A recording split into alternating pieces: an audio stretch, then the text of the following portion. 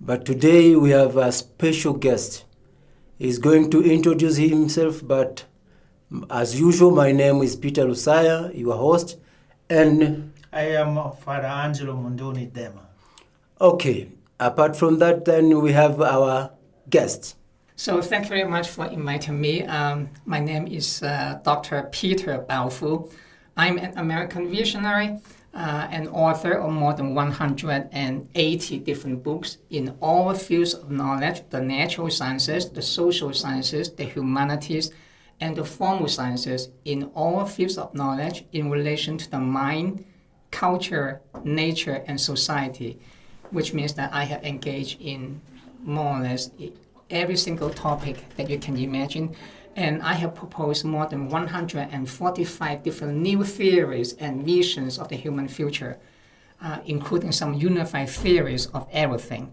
And I have been in more than 135 different countries around the world already, including many of them in North Africa, Eastern Africa, Central Africa, Western Africa, and Southern Africa, and the rest of the world.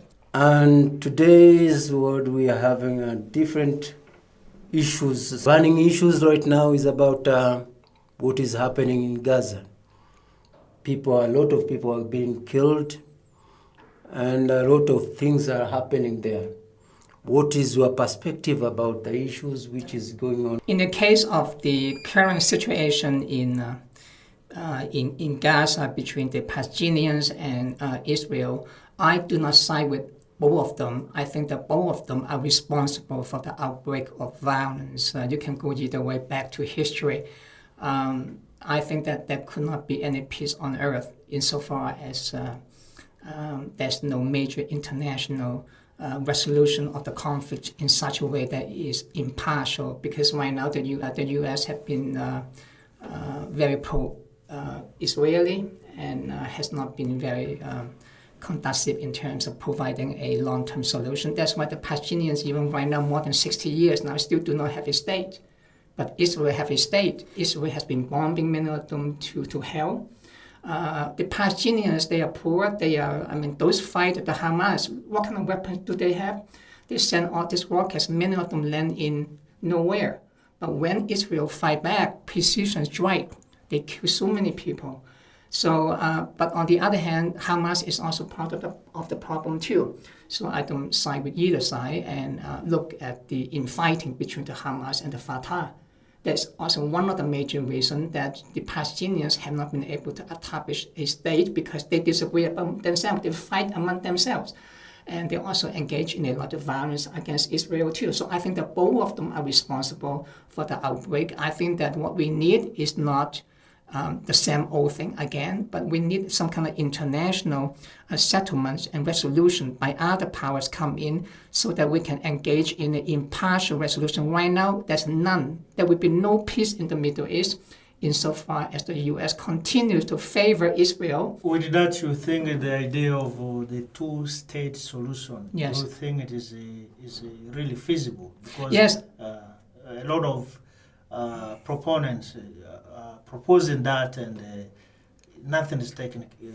It's quite obvious because the U.S. is the major broker in this situation, has been very pro-Israeli and always grant Israel whatever they want, but the U.S. is not doing much of anything for the Palestinians, and the solution is always favoring Israel at the expense of the Palestinians.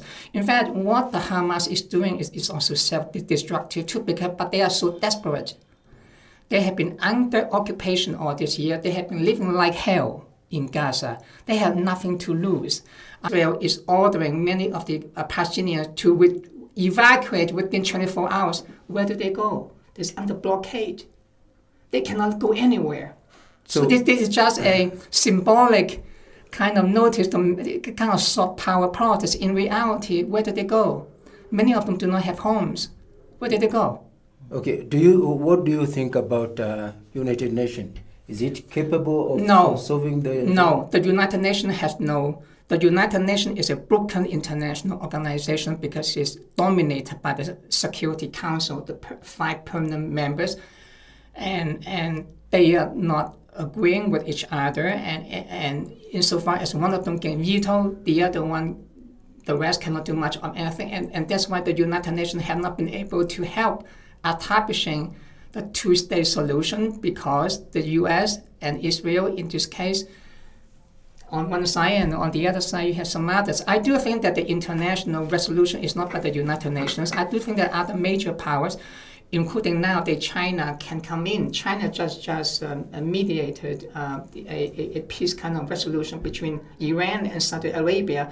I think that China is much more impartial on that. They do not favor Israel. They also do not favor Palestinians. They try to be neutral to both. So I think that we need some powers like that to come in so that we can negotiate for a settlement. But insofar as the U.S. is the dominant one and favor Israel, there will be no peace. When it comes to the conflict in Africa, yes, Congo has been going for years in conflict, South Sudan, years in conflict, and different parts of Africa. It's very easy to send peacekeeping forces to these countries. Mm-hmm. But we have never heard of a peacekeeping force going to Ukraine to help whatever is happening in Ukraine. And we have never heard of peacekeeping force going to Israel and Palestine and helping what's going on. When it comes to Africa and different parts of underdeveloped world, there's always a very quick move of sending peacekeeping force. And for a reason in Congo, the Congolese are rejecting the peacekeeping force. Do we continue sending peacekeeping force to those kind of places? Is that the right way to do it? If you want to talk about the United Nations peacekeeping force, there's always a prejudice that is part of international politics. It's a question of power. Think about Ukraine as a good example to answer your question in Africa. When you have Ukraine, they are white people. And when they're under attack, the international community, which means in this case Western powers, they react very quickly because they are white people. When you have something about Sudan or South Sudan, or you have something about Congo, as you said, or you have something right now about Mali or Niger, for example, about Chad, Burkina Faso, many of them are not only that they have a coup, but also they have internal fighting. The international community, how come the U.S. or the UK or Germany are not so angry in terms of sending some troops coming in and try to protect? No, because you are not white. You are black. You are Africans. But when the international community, when you have some white people, they are killed, Western powers react very quickly. And also in this case, you have Russia, which is the enemy of the Western alliance. They act very quickly. It's a question of interest. It's a question of power. They don't care about you. I'm not saying that that's good or bad. I'm just telling you the power politics to answer your question why you are neglected. I mean, Africa, in this case, I have been in Africa for many years now. I studied Africa a lot. You have been neglected because you are not that powerful internationally. They don't care about you. Look, South Africa, together with 5 other countries, went to Ukraine a few months ago, asked for a negotiation and tried to mediate and said that we need you to release that kind of blockade and so that they can send some wheat coins and all that to Africa. Mm-hmm. Do you know what the Ukrainian government said? You Africans are just beggars. You come here. What can you do for us? They said that. Now, isn't that amazing? Isn't that amazing? Tragic. Isn't that amazing? So this answer to your question, how come people don't care about you? International politics is not a question of this kind of idealism. It's always a question about power, how much power that you have. Now, if you are the superpower, I tell you now, something in Congo happened, the international community will come right away to you. Yeah. What kind of lesson does Africa get from these issues of Hamas? There are 4 major explanations why Africa is so underdeveloped and what can be done about that. One is the cultural issue, the second one is the social issue, the third one is the natural issue, and the fourth one is the mental issue. You need to engage all of them to resolve the major problems of underdevelopment in Africa. So in the case over here, back to your previous question and to your own question too, I try to link 2 of your questions together into one question. Why, for example, the problem in Congo and some other in Burundi or Rwanda, whatever, and you have underdevelopment. One of the major reasons over here is tribalism. Africa has been suffering from tribalism in the sense that, on the one hand, you have the idealism of Pan-Africanism. By the way, your first leader, Julius, he's one of the founders of the Pan-Africanism. So that is the right movement, the direction to that unity. But on the other hand, it's easy to say, but not easy to do, because in reality, you have tribalism. Look at right now, even in the case of Western Africa and Central Africa, you have Niger, the coup. Look at how the African countries have been reacting. Countries like Nigeria and Ghana are supporting more or less against the coup and on the line with Western powers. Other countries like Burkina Faso, Mali, and all that, Niger, they are more or less like on the side of the coup leaders.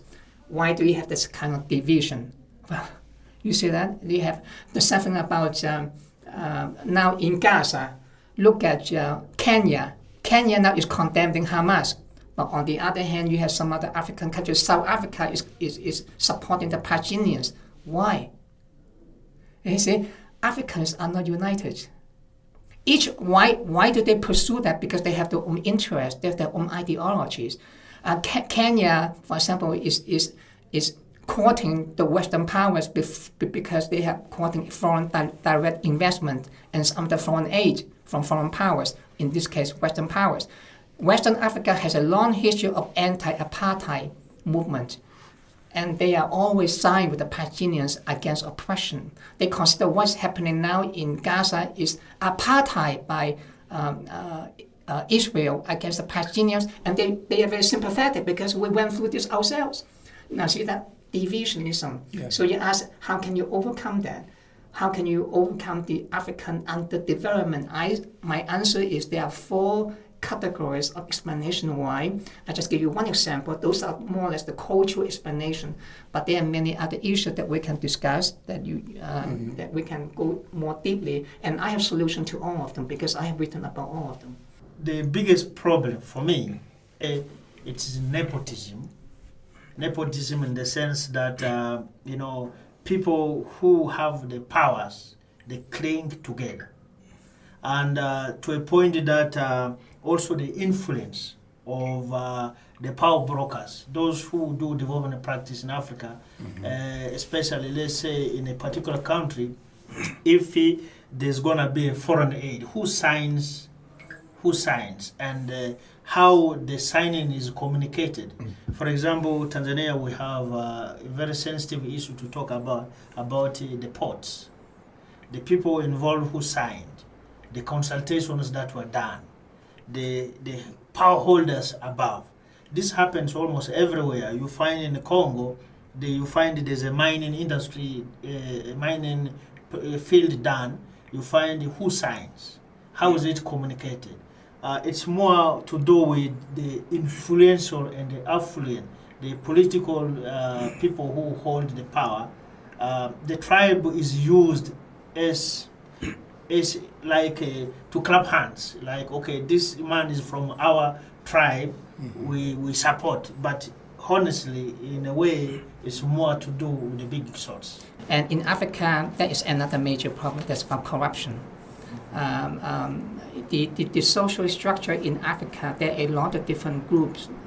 You use the word nepotism or corruption, whatever you call it, but the point that I'm trying to make is that there are different groups. They fight with each other for their own interest. Okay, that is a question of social structure. There's another issue. There's also a very important one too. I'm glad that you mentioned that because there's also another thing that I said that this is a major issue too. Political divisionism, for example, in Africa is another example about the social issues. Different political parties, they have their own agenda, and they often disagree. They pursue their own interests. And it doesn't matter what you say at the end of the day, or these are just rhetoric, but when you sign the paper, they look into how does it benefit us. Us mean whatever the group that you belong to. That's a social structure in the society. So I agree with you that is a major issue over here, but this one is what I classify as the social issue as opposed to the cultural one. There's another issue that's also important too. But remember, I'm the kind of thinker who does not have one vision to explain everything. I propose more than 145 different visions and theories to explain them all. So each theory, each vision is to address one angle, and then you go to another angle, there will be another explanation.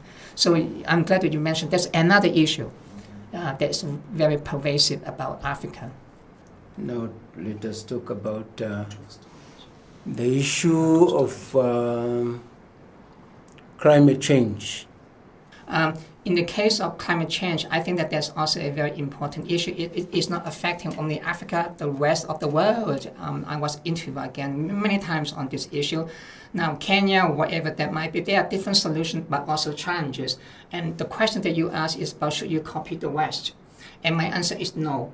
I think that part of the problem of underdevelopment in Africa is the colonial mindset among the Africans, that whenever they have a problem, they always look up toward the former colonial powers, either France or the UK, whatever that might be. Now you're the US, now maybe China, whatever. They always look up and say, that is what we should do, that is what we should copy. I think no, because if you do that, that's very self-destructive, because you don't know who you are. Remember, you are not a French, you are not a German, you are not a Chinese, you are not Italian, you're an African. So you have to know exactly what you want as an identity. So what you want may be different from other people. You can learn from them. So I think that the answer is no. But in the case of climate change, for example, what should you do? There are a lot of different solutions. One of them, for example, I spoke to some people here in Tanzania, and some of the farmers over here, for example, because the economy is dependent on agriculture in Tanzania. Yes. So the majority of them depend on agriculture, and many of the farmers, they are peasants, by the way, and they depend on rain-fed irrigation, the raining season. Yes. So when you have climate change, it's getting hotter, the water is less. And when the water is less, if you depend on the rain and the rain is not falling too much, then now you have a problem with your harvest. And those people are subsistence farmers. That means that they are poor. And that's why they depend on rain-fed irrigation. How come they don't have a more high-tech irrigation? The water can come to them with this kind of different irrigation techniques because they have all this costs money. And they have subsistence farmers. They don't have money to pay for all of this. So now climate change is affecting them. And what do? They lose their farming practices, and many of them moved to the city to look for work. And now you have, in the big city, you see many farmers now, they come to the city, now they're unemployed. Now you have a social problem. You also have an economic problem. So what is the solution for that? There are several things that you can do. One of them is to change your agricultural techniques of farming. Maybe the government can do some help in terms of providing some kind of irrigation to them because they cannot afford to pay for it. But on the other hand, there are also another thing that they can do, like changing what you farm. For example, I was in the Pacific Islands, like Tonga, Samoa, or Vanuatu. They have the same problem that you have. Those are the islands that climate change is affecting them. So I spoke to one of the farmers. He said, I have a solution. I said, what is your solution? He said, look, before it was not too hot. I used to grow this crop. Now it's getting very hot. There's not much water, and all the crops are dying out very quickly. So now I switch from one crop to another crop. Now some crops are much more heat resistant. So now if there's not much rain, it's okay because now I'm not growing this crop anymore. I'm using this one, but this one is heat resistant. Now there's another solution, and now he's happy. Now not only that, he have 2 or 3 times of harvesting each year. Before he had only 1 time. Now he can 3 or 4 times because it's so hot that it grows very fast and he have more products to sell. One solution in the US and in some Western countries now, they use biotechnology. When it's too hot, what's the solution? They change the genetic makeup of the crops. You understand me? The DNA. They change them. Now all of this before, now it's so hot, it died out, but I changed the genes. Now the gene is much more heat resistant. Now I'm okay now, but you have to pay for the biotechnology. So there are solutions. But I'm just saying that it depends on how you look into the equation, which one do you choose. Just like you want to marry, there are a lot of people out there that you can marry, but you have to choose, pick and choose. Which one do you choose? It's up to you, but there are people out there. You understand my analogy? To set up a solution. There are solutions out there about climate change. But which one do you pick? You have to decide. But I can give you the analysis of some of the framework of understanding the solution and the challenges. So it's not hopeless, but you have to pick and choose. The one which is the best one, the most optimal for you.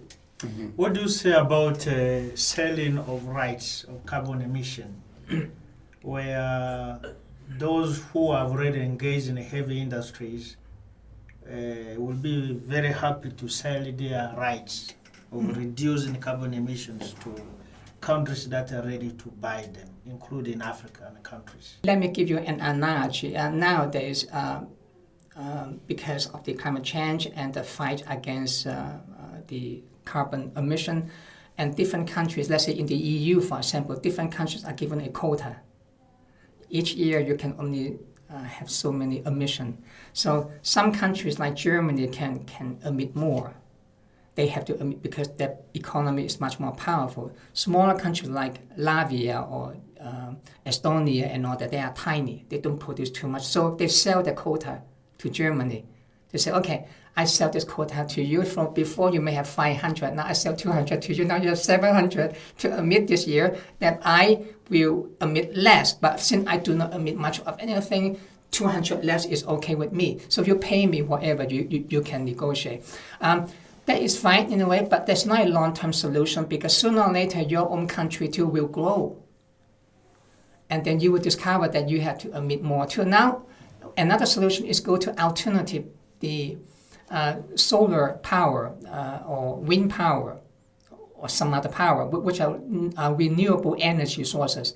So I think that you should think more about the long-term solution than think about, okay, what you can benefit from just by selling the quota so that you can get some money to pay for whatever you need right now. You understand me? So in the longer term, that is not a solution. In the short term, yes, you can get some money out of it. You can get some benefits out of that, but that's not resolving the long-term solution. What kind of damage have we done in development of Africa, in the process of developing Africa? Mm-hmm. There is a damage there has been done, and what can be done to mitigate that? There are a lot of different damages I think it's not just true about you. In any economy that I have gone into, there are always, in economics, we talk about the cost-benefit analysis. Whatever you do, there's a benefit, there's also a cost. The question is, how can you balance the cost and the benefit? If the cost is more than the benefit, then you say, no, I'm not going to pursue any further. But if the benefit is more than the cost, you say, yes, I continue because, yes, I pay for this cost, but my benefit is more. So I continue to do that. In the case of Africa, you have a lot of different issues. Let me give you some examples to show you what I mean. In many of the African economies, people often depend on tourism. That's, including Tanzania too. Look at Egypt. It's a good example. You know the pyramid? Mm-hmm. Everyone wants to go to the pyramid. I went there too. But the problem is that now you go to the pyramid, what are you going to see? People step on it. I mean, many of the buildings or land, you see a lot of trash. Many of them just something about the Great Wall of China. Mm-hmm. Everyone wants to go to the Great Wall. Now some part of the Great Wall are collapsing. Why there are so many tourists? Each of them going to bang, bang, bang, walk on it, and there are millions of people. And the same thing about Egypt now. And they keep repairing the pyramid, but how far, and the trash. There are so much trash. And not only that, the environmental damages. And you have to build hotels, transportation, to take the tourists to those places. Now you have to use many of the land. And a lot, and then all this housing and restaurant, coffee shop, shopping mall, and all that. Now you get intruding into nature. Now the natural resources are getting less and less. The same thing about Now, and not only that, you talk about water. Water is another major problem in Africa. Africa is very rich in natural resources, but because of the high rate of population, do you know that Africa is overpopulated more and more? Nigeria is a good example. The Nigerian population now is quite big. In another 50 years, the Nigerian population is probably like the Chinese population. Only one country in Africa will grow so much. Can you imagine the 53 or 54 countries in Africa can grow like that? And the high fertility rate in Africa is very high. Think about it. You talk about the damages. Now, that is not necessarily bad. Economists, we often talk about the demographic dividends. That means that the more population you have, the younger people that you have, the more people that you can work, the more they can contribute to the economy. That can be a good thing. But the problem is, how can you produce all the jobs that they need? Right now in Africa, including Tanzania, you have a lot of people that are unemployed. It's not because people do not have... The problem now in Africa is not because you have no workers. You have too many people who are unemployed. That is the problem. The problem is that you don't have too many people, the population is aging. No, it's contrary. You have too many people and they cannot find work. You have a lot of people now to talk about education. They receive the education in school. When they finish the certificate, the degree, whatever, they go out and find a job, they have no job. I met many people over here. They have education, but they work for a job which had nothing to do with their education. I say, I waste my time and money to pay for all this, now I cannot find a job. And some of them even sell something on the street. But you don't need to have education to sell something on the street. Anyone can do that. I say, well, because I cannot find a job. You talk about damage to your own continent. I think that this is some of the development issues that Africa need to consider. You are damaging yourself that way. Yes, you have some benefit. Just as you talk about the quota, like selling the quota, it sounds very nice. In Africa, at the household level, what do you think can do that? There is several things that at the household level that you can do. I do think that, let me give you some example. One example is the younger population, the younger people. I noticed that as I encounter many of the younger generation, their thinking are a bit different from the older generation, especially those who migrate to another country and then they come back. I have been in many different African countries, and I often saw a lot of African migrants. From you go to South Africa, now you see a lot of people from Tanzania, Mozambique, Malawi, or Botswana, and all that. They go to South Africa and work.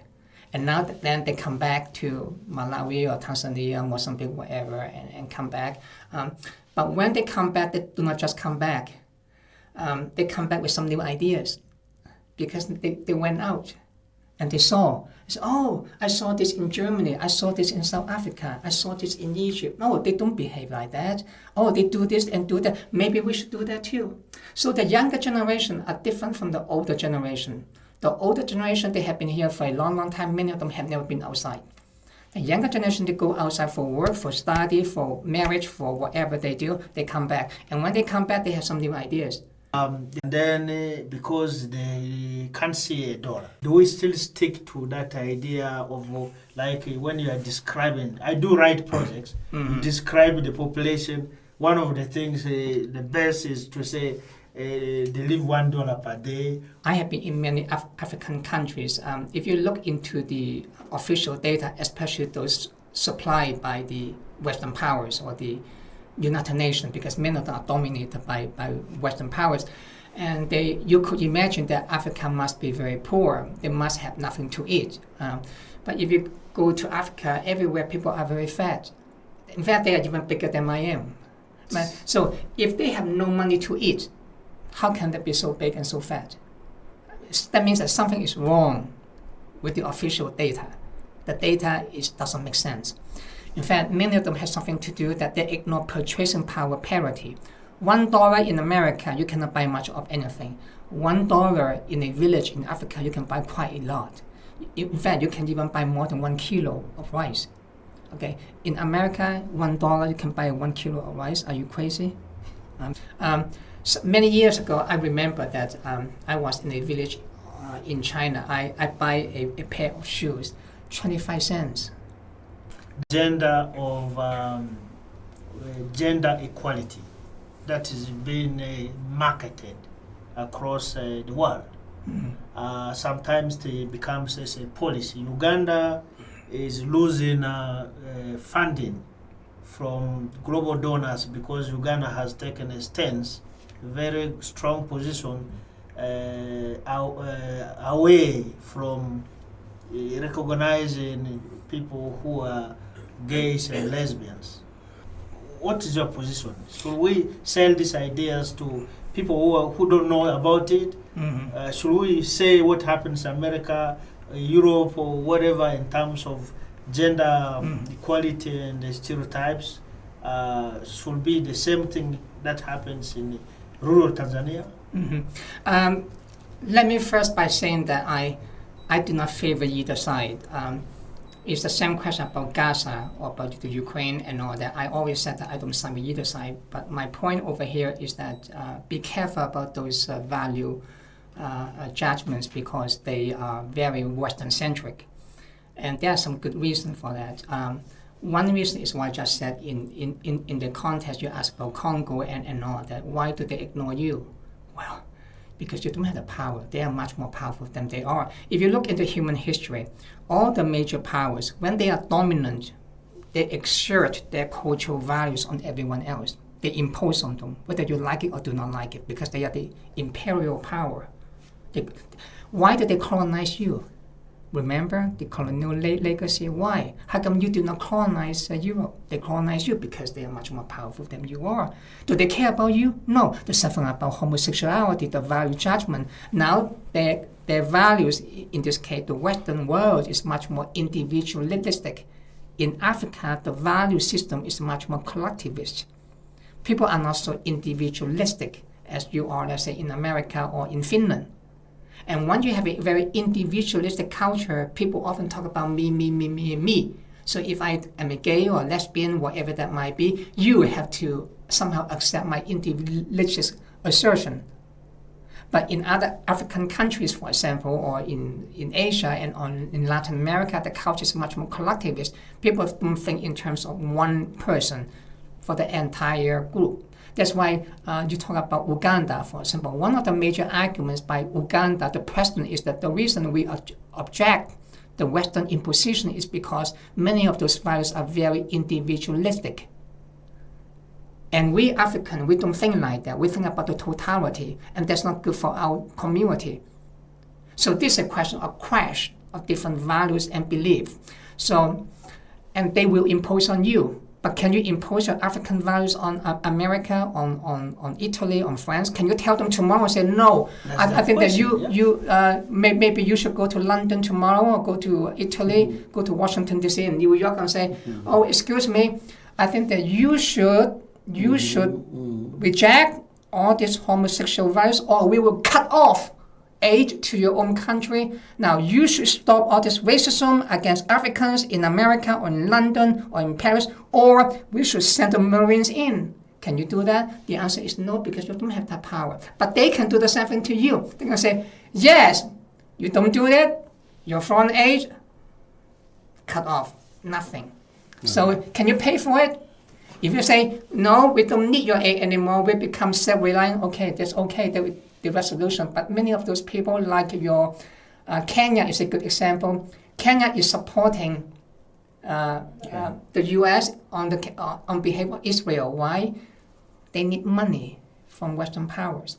The purpose of your visit? One of the things that I have done is very unusual for people like me, because people like you normally, we don't go to so many countries. We certainly do not want to go to an isolated village like this. The reason I do that is because maybe I can share with you about one of my, when I was educated in the US and some of my former professors, I found them very American-centric. You understand what I mean by that? Whatever they thought is always from the American standpoint. And when they taught me, sometimes I had the feeling that they did not tell me the whole truth. I always thought that something was missing. How come they always engage in this view? So I said to myself that when I finish my degree, my PhD, I shall go around the world and find out what the truth is, instead of listening to reading books or media and all that. So I have done that, and the more I went out to different countries, I realized, and now 140 something, and I realized that the rest of the world is very different from what the mass media have told you in each country. So the reason I go to isolated villages, because I learn more from isolated villages than from big cities. Big cities are much more internationalized, in some cases much more westernized. You don't see anything new. You go to isolated villages, all of a sudden you see a lot of things very different. Then you realize there's another values and beliefs which have not been spoken too much. So that's exactly why I do. That's why I become so prolific. Do I think that there's a relationship between prolific thinkers and broad travel experiences in the rest of the world? And my answer is yes. I think that's a good plus for you.